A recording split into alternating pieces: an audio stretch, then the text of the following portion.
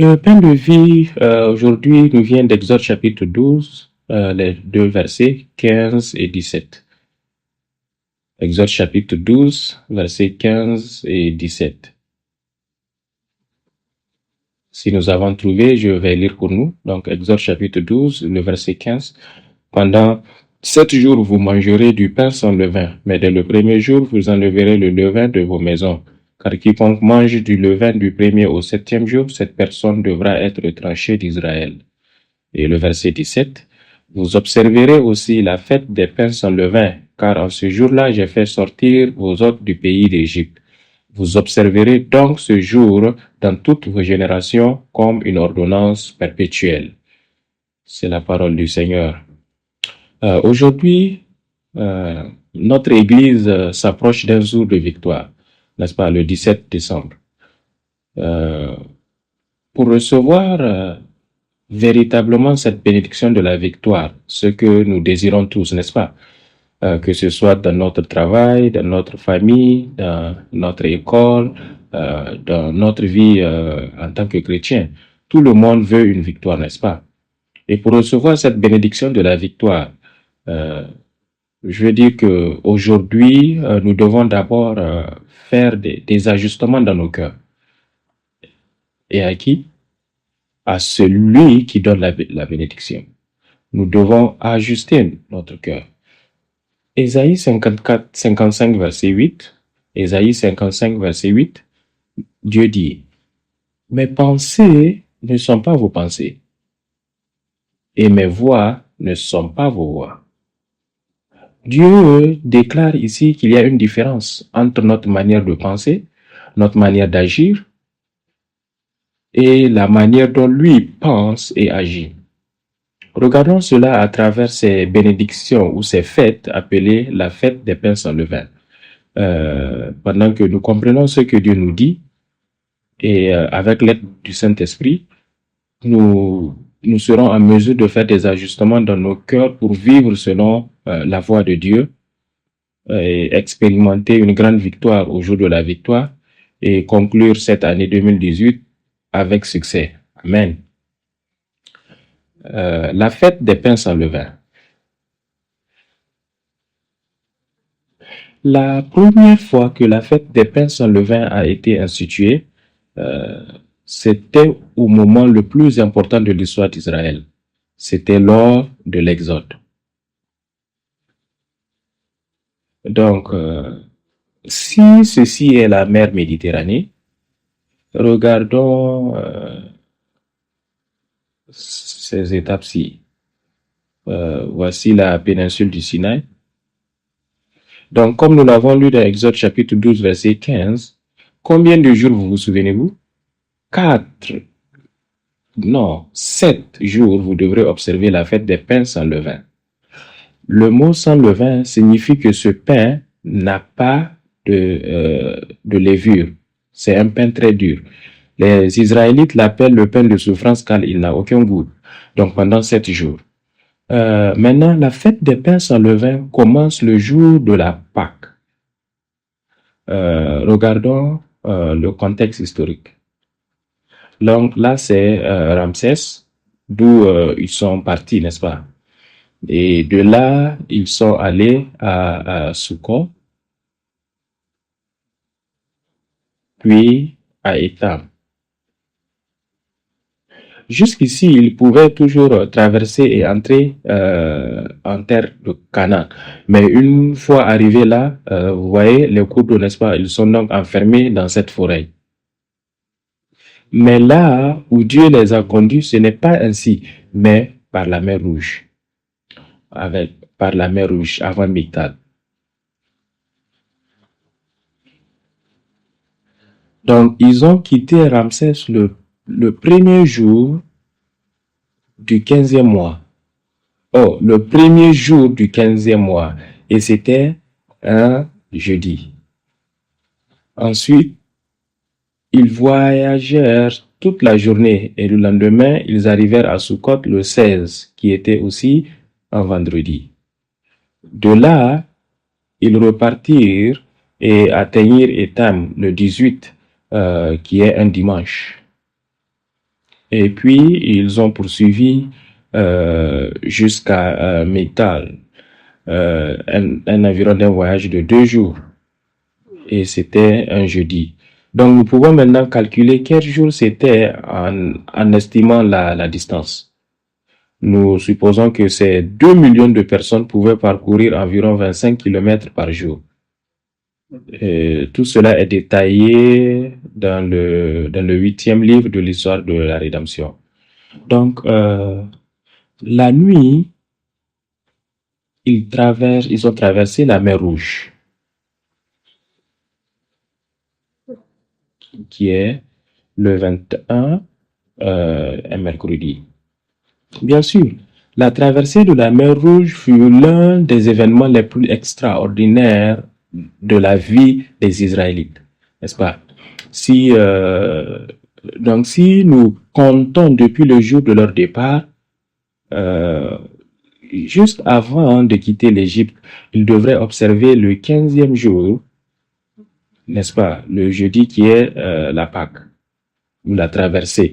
La traversée, c'est le premier jour donc de cette fête qu'on appelle la fête des pains sans levain.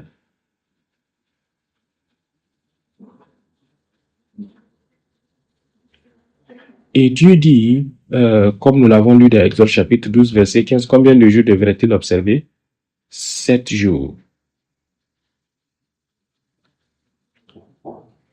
Et Dieu dit que le premier et le dernier jour, le 7e jour, sont très importants. Ce sera pour eux un jour saint.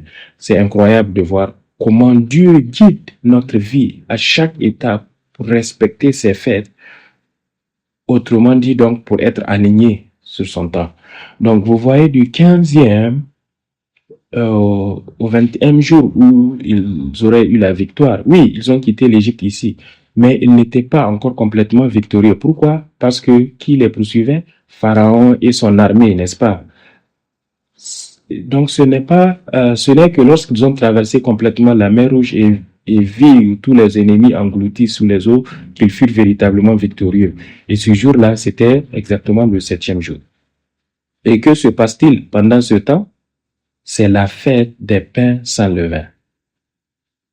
Cette fête est si importante, comme nous l'avons lu aussi au verset 15, Dieu dit que si vous ne retirez pas le levain de vos maisons, si vous ne mangez pas ce pain sans levain, vous serez retranchés d'Israël. Vous fuyez l'Égypte. Le seul espoir que vous avez, c'est de rester avec ce groupe avec lequel vous êtes parti, avec les Israélites.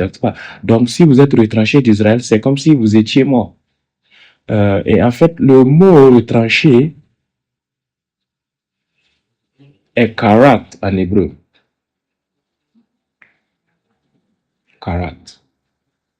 Et ce mot karat signifie le mot karat signifie couper une alliance. Il a un lien avec Beret qui signifie couper. Quand il concluait donc un contrat ou une alliance, il devrait couper des sacrifices d'animaux en deux, n'est-ce pas? Karat signifie ici couper une alliance. Donc, lorsque Dieu dit que si vous ne gardez pas la fête du pain sans levain, vous serez retranchés du peuple, cela signifie que vous serez coupés de l'alliance de Dieu. C'est tellement important que Dieu dit que cette fête doit être commémorée par toutes les générations.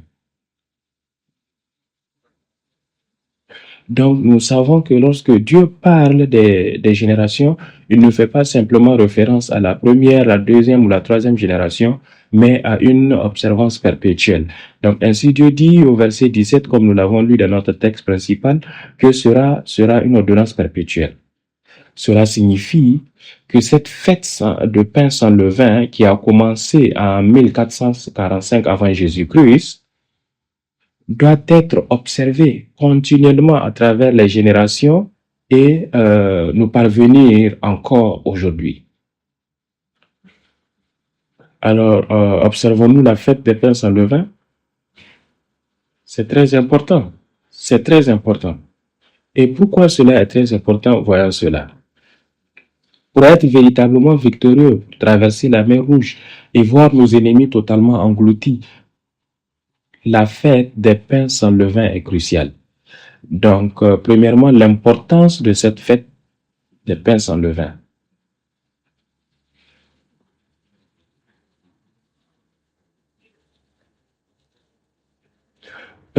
Cette fête des pains sans levain est assez intéressante. Ce mot est Hag.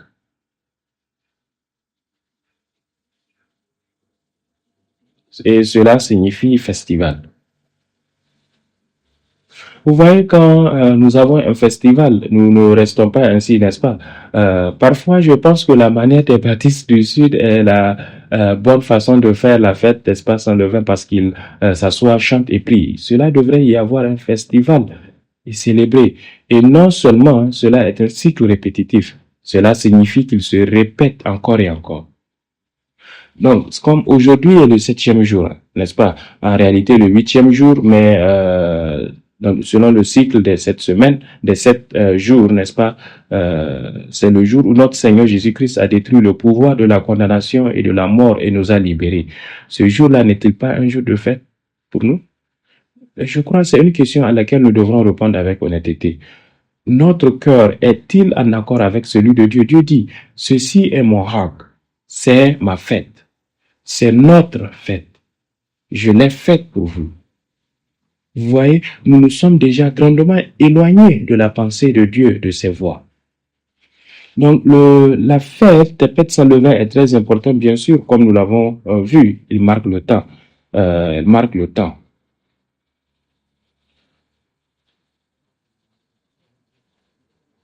Donc, comme nous le voyons aussi dans le Mohawk, c'est un cycle répétitif. Cela signifie qu'il se reproduira encore et encore au moment fixé dans le calendrier de Dieu. L'une des marques du temps de Dieu, c'est qu'exactement après 7 jours, d'une manière incroyable, Dieu a contrôlé la population de 2 millions de personnes dans le camp pour qu'ils se déplacent dans la bonne direction, et qu'exactement le 21 jour du 7e jour de la fête, n'est-ce pas, ils soient victorieux. Cela a des liens importants avec la crucifixion de Jésus-Christ.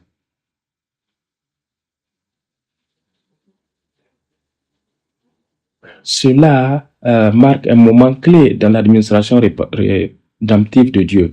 Avant que Jésus ne soit crucifié, la Bible présente ce passage comme si Dieu, n'est-ce pas, comptait les jours jusqu'à la Pâque. Prenons quelques exemples dans la Bible. Si nous pouvons prendre Luc, chapitre 22, versets 1 à 4. Luc 22, 1 à 4 dit que la fête du 11e jour ou du pain sans levain, appelée la Pâque, parce que le premier jour, n'est-ce pas, la fête du premier jour, c'est la fête de la Pâque approchait, et regardez ce qui s'est passé. Les sacrificateurs et les scribes cherchaient à le faire mourir car ils avaient peur du peuple. Vous voyez, la Bible indique le moment choisi par Dieu pour la crucifixion de Jésus. Et la Bible fait un lien entre la fête du pain sans levain qui est la Pâque, n'est-ce pas? C'est un événement très important. Un autre verset est clair. Jésus lui-même, c'est comme s'il comptait les jours jusqu'à la Pâque. Alors à Matthieu chapitre 26, versets 1 et 2. Lorsque Jésus eut fini de dire ces paroles, il dit à ses disciples, Jésus parle, vous savez qu'après combien de jours? 2 jours, et la Pâque viendra. Et le Fils de l'homme sera livré pour être crucifié. Vous voyez? La Pâque ou la fête des pains sans levain et la crucifixion de Jésus sont étroitement liées. Et qui savait cela? Jésus le savait. Jésus lui-même donc comptait les jours. Cela montre l'importance de la fête des pains sans levain qui marque le temps de Dieu. Donc, qu'est-ce que la levure? Notre question est, nous savons qu'elle est très importante, elle marque le temps. Ce que nous savons maintenant, c'est que pendant ces 7 jours, que devons-nous faire? rassembler tout le levain de notre maison et le jeter. Nous devons donc reconnaître c'est quoi le levain. Ce ne signifie pas que je vais aller à la boulangerie, manger de la pâtisserie. Non, c'est pas ce que notre Dieu veut dire. Mais quel est le vrai levain? C'est l'enseignement des pharisiens et des sadducéens. Mais pas seulement eux, c'est tout l'enseignement, hein, n'est-ce pas, qui bloque le chemin vers Jésus.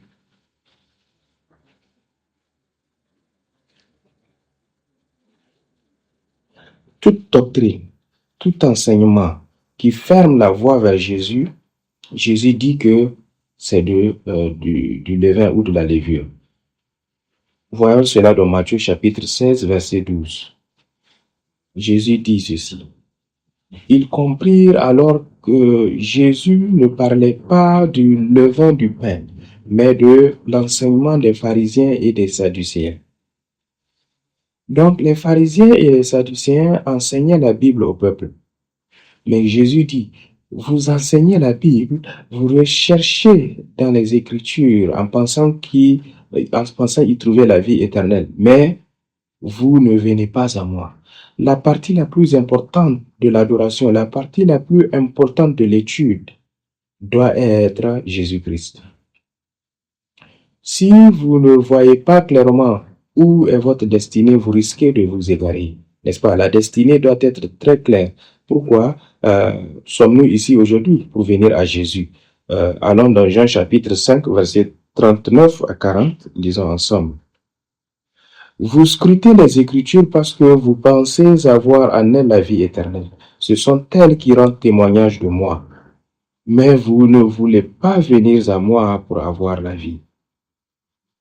Regardons donc autour de nous. Qu'est-ce que le levain? Il y a un flot d'informations, d'enseignements autour de nous. Et si cela bloque le chemin vers Jésus, alors nous devons savoir que c'est de la levure. Et deuxièmement, la levure, c'est l'hypocrisie. L'hypocrisie signifie que l'intérieur et l'extérieur sont différents. L'exemple le plus marquant donné par notre fondateur, Pasteur Park, est le suivant. S'il vous plaît, ne supposez pas que vous savez, ne supposez pas que vous croyez. Vous êtes devant le Dieu Tout-Puissant, le Dieu omniscient, le Dieu omniprésent. Il connaît et voit tout ce qu'il y a dans votre cœur. Que signifie cela de supposer que l'on sait ou l'on croit? Il est préférable de tomber devant lui et de dire, Dieu, je ne sais pas, enseigne-moi. Dieu, je n'ai pas la foi. Donne-moi l'assurance. Tu es l'auteur et le consommateur de notre foi. C'est cela ce que Dieu désire. Il ne veut pas que nous soyons parfaits car nous ne pouvons pas l'être. Jésus dit donc que le levain et l'hypocrisie c'est aussi un précepte humain. Une chose que les gens pratiquent. Et qu'est-ce que c'est? C'est une forme d'humanisme. Et qu'est-ce que l'humanisme? Qui est au centre? Quand j'étais plus jeune, je pensais que l'humanisme était un terme, une bonne idée. Mais en réalité, qui est au centre de l'humanisme? L'homme. L'être humain est au centre. Mais nous ne devons pas être centrés sur l'homme, mais sur Dieu. Vous verrez un exemple plus tard. Mais d'abord, examinons le verset où Jésus dit que la levure est une hypocrisie dans Luc chapitre 12, verset 1. Luc chapitre 12, verset 1. Jésus commence par dire à ses disciples, « Gardez-vous du levain des pharisiens qui est l'hypocrisie. » Qu'est-ce que les pharisiens font? Ils font de longues prières, ils portent de belles et longues robes pour montrer qu'ils sont croyants, qu'ils sont des dirigeants, n'est-ce pas, dans la vie de la foi. Ne faisons-nous pas la même chose?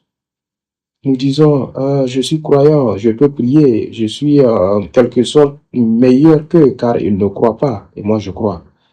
C'est cela l'hypocrisie, dit Jésus. Dans Matthieu chapitre 15, verset 7 à 9, Jésus dit, « Hypocrite, Isaïe a bien prophétisé sur vous quand il a dit, Ce peuple m'honore du bout des lèvres, mais leur cœur est éloigné de moi. Ce que notre Père désire aujourd'hui, ce n'est pas simplement le chant en lui-même, mais le cœur. N'est-ce pas? Ce n'est pas la prière en elle-même, mais notre cœur. Il dit, mais c'est en vain qu'ils m'honorent. Pourquoi? Parce que leur cœur n'est pas là. Et Jésus parle des enseignements ici, des doctrines, des préceptes humains. Ce sont des enseignements de l'homme. C'est cela la levure. Le plus grand exemple de cette hypocrisie contagieuse se trouve dans l'un des disciples, n'est-ce pas? Vous vous souvenez, c'est comme une petite levure qu'on peut utiliser pour gonfler toute une farine. Donc, Jésus dit, faites attention à cette levure. Il dit cela à ses disciples. Vous savez, soyez avec moi, mais prenez attention. Le plus grand exemple, c'est ce que nous pouvons voir dans la vie d'un des disciples qui n'est nul autre que Judas Iscariote. Judas Iscariote. Il était un parfait exemple d'humanisme. Revenons à la scène où vous vous souvenez de la scène où cette femme verse de l'huile précieuse, n'est-ce pas, d'un vase albâtre sur Jésus, n'est-ce pas? Divers passages nous disent que les disciples étaient indignés et en colère, disant, pourquoi gaspiller ce parfum si coûteux? On dirait qu'on aurait pu le vendre et aider les pauvres. Mais voyez-vous, ce ne sont pas les disciples qui ont commencé à dire cela, c'est Judas Iscariote qui les a incités. Regardons Matthieu chapitre 26, versets 8 à 9. Matthieu 26, 8, 9. Vous voyez ici, à cette vue, les disciples indignés disent, pourquoi cette perte? On aurait pu vendre ce parfum de très grand prix et donner l'argent aux pauvres. Aider les pauvres est très important, n'est-ce pas? Mais qui doit être au centre? Jésus doit être au centre. Pourtant, les disciples avaient leur cœur ailleurs. Et voyez, qui doit être au centre? Le peuple. Et voyons maintenant dans Jean chapitre 12, versets 4 à 5. Jean observe ce que Judas Iscariote a initié, cette critique. Jean chapitre 12, versets 4 à 5. Alors, Judas Iscariote, l'un de ses disciples, souvenez-vous, ici, Jésus introduit Judas Iscariote, n'est-ce pas, qui a l'intention de livrer Jésus. Et c'est là où tout a commencé. Il dit, pourquoi n'a-t-on pas vendu ce parfum 300 deniers pour le donner aux pauvres? Cela donc s'est répandu si vite que les autres disciples se sont aussi indignés. Mais quelle était la réponse de Jésus? Les pauvres, vous les aurez avec vous toujours, même pas moi. N'est-ce pas? Jésus est en train de dire, pensez d'abord à moi. Ici, c'est un grand contraste. Et qu'est-ce que Jésus disait? Cette femme, n'est-ce pas, elle est un grand contraste. Ses disciples disent, ah Jésus, nous avons quitté nos familles, nous avons quitté nos bars pour te suivre. Ici, c'était juste avant sa crucifixion. Et ensuite, ils ont dit, nous avons besoin d'acheter tout ceci pour donner aux pauvres. Mais Jésus dit, réfléchissez à ce que cette femme a fait. Qu'a-t-elle fait? Elle semblait être, n'est-ce pas, folle. Elle est entrée en pleurant, elle a versé de l'huile sur sa tête. Jésus était un jeune homme, n'est-ce pas? Cette femme s'est approchée, elle a versé de l'huile sur son corps, elle pleurait, elle a pris ses longs cheveux et elle a essuyé ses pieds. Elle paraissait insensée. Mais que dit Jésus? Pensez à ce qu'elle a fait pour les générations à venir, car elle l'a fait pour ma sépulture. Trouvez-vous cela choquant? Il n'est pas encore mort, n'est-ce pas? Comment peut-on parler de crucifixion quelqu'un qui n'est pas encore mort? Cela peut sembler choquant, mais Jésus s'en est souvenu. elle fait cela pour ma sépulture. Cela signifie que cette femme, bien qu'elle ait pu paraître insensée à l'extérieur, n'est-ce pas, le fait de prendre cette huile au lieu de la vendre et donner aux pauvres, cette femme savait que Jésus allait mourir. Les disciples, eux, ne le savaient pas. Seule elle le savait. Pourquoi? Parce qu'elle mettait qui en premier? Jésus. C'est un message très important. Comment savait-elle que Jésus allait mourir? Parce que Jésus l'avait dit. Et cela se trouve dans Matthieu 26, 12. Nous pouvons le lire.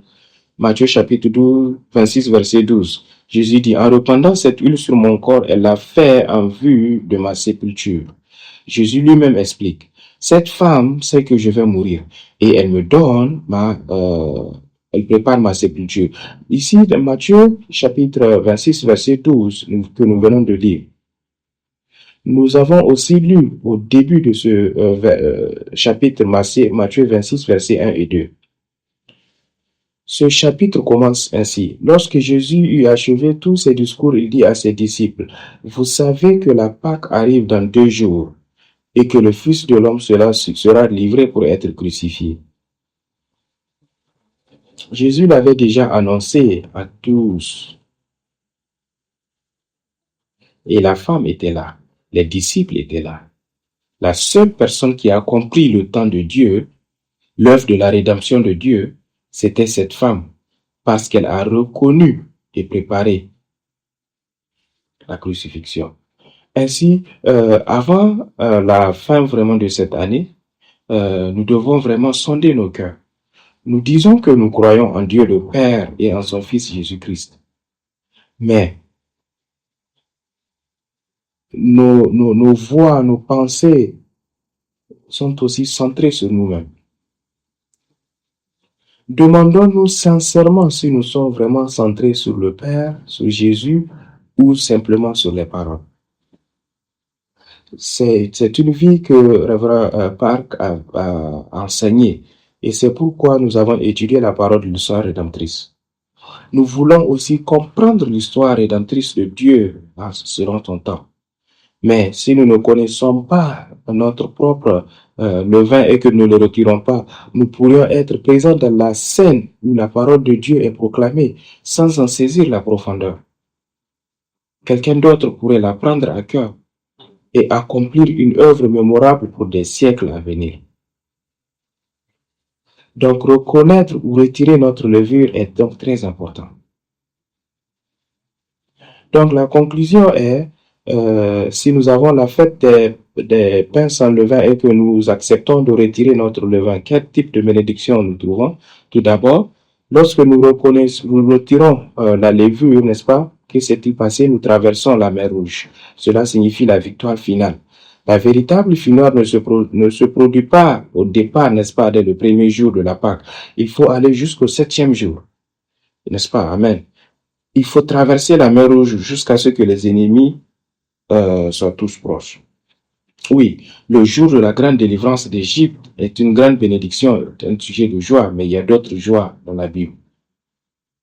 Le temple d'Ézéchiel est le dernier temple à être construit. Et ce temple d'Ézéchiel est décrit dans le chapitre 40 à 45 d'Ézéchiel, 40, 41, 42, 43, 44, 45. Mais après que Dieu ait révélé à Ézéchiel une vision de ce temple, il lui dit, observe la fête des pains sans levain. Rappelez-vous, cette fête est très importante car elle marque le temps de Dieu.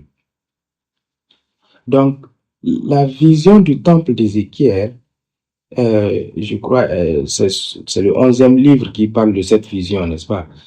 Cette vision et retirer cette levure est très importante, très cruciale. Et on le trouve dans Ézéchiel chapitre 45, verset 21. Ézéchiel 45, verset 21. Avons-nous le verset? C'est le pas. Ok, non, on ne l'a pas. Donc, voilà. Il dit, le premier mois, le 14e jour du mois, vous célébrerez la Pâque. C'est une fête de 7 jours et l'on mangera du pain sans levain.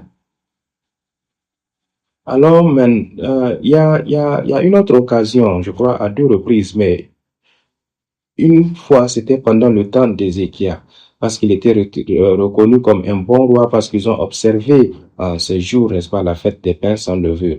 Mais quelle était la résolution? Allons dans 2 Chroniques, chapitre 30, versets 18 à 20. Ils ont observé la Pâque comme prescrite, et Ézéchias a dit que le bon Dieu pardonne tout un chacun de vous qui s'est préparé à recevoir Dieu. Et je prie que cela soit notre prière à partir d'aujourd'hui jusqu'à la fin de cette année. Amen. Que le cœur de tout un chacun de nous soit prêt à recevoir Jésus. Donc, Dieu a entendu Ézéchias et il a guéri le peuple. C'est une grande bénédiction, n'est-ce pas? Et le verset suivant, il y a une grande joie. Les enfants d'Israël ont présenté, n'est-ce pas, la fête des pains sans levain pendant 7 jours avec une grande joie. Donc, il y avait une grande joie à Jérusalem. Pourquoi? Parce qu'il n'y a rien de tel qui s'est produit à Jérusalem. Et je prie que notre Église puisse recevoir cette bénédiction afin que nous puissions comprendre cette bénédiction du pain sans levain dans l'historique de l'histoire rédemptrice et que nous puissions célébrer ensemble cela. Amen. Et ensuite, le même jour, le même passage, ensuite, les sacrificateurs lévitiques se sont levés et qu'est-ce qui s'est entendu? Des voix et des prières sont montées, n'est-ce pas, jusqu'à la place de Dieu au ciel. Êtes-vous prêts? Je crois que nous pouvons le faire, n'est-ce pas, en tant qu'équipe, en tant que Shiloh, en tant qu'église de Pangang et d'autres églises dans le monde. Puissions-nous retirer la levure. Souvenons-nous de ce que Dieu a dit dans Isaïe 55. Mes pensées ne sont pas vos pensées, mes voix ne sont pas vos voix. Mes voix et mes pensées sont meilleures pour vous amener à la victoire. Donc, je prie que cette année nous prépare, n'est-ce pas, à la fête, à la nouvelle fête. Et pendant que vous allez écouter beaucoup de sermons sur la repentance, sur la purification et commencer une belle année avec force. Mais c'est cela le secret de la victoire. Amen. Prions. Désolé. Je voulais donner un rapport, mais prions d'abord. Notre Père, nous te remercions pour tes bénédictions. Nous te demandons de nous aider car nos cœurs se sont éparpillés dans des directions où nous ne voulons pas. Et Père, nous te demandons de ramener nos cœurs et de les ajuster à tes pensées et à tes voies. Aide-nous à nous débarrasser de toutes les vues, de telle sorte que lorsque tu nous proclames ta parole, nous puissions être en mesure de comprendre ton temps, tes œuvres, tes mystères et aussi l'histoire de la rédemption.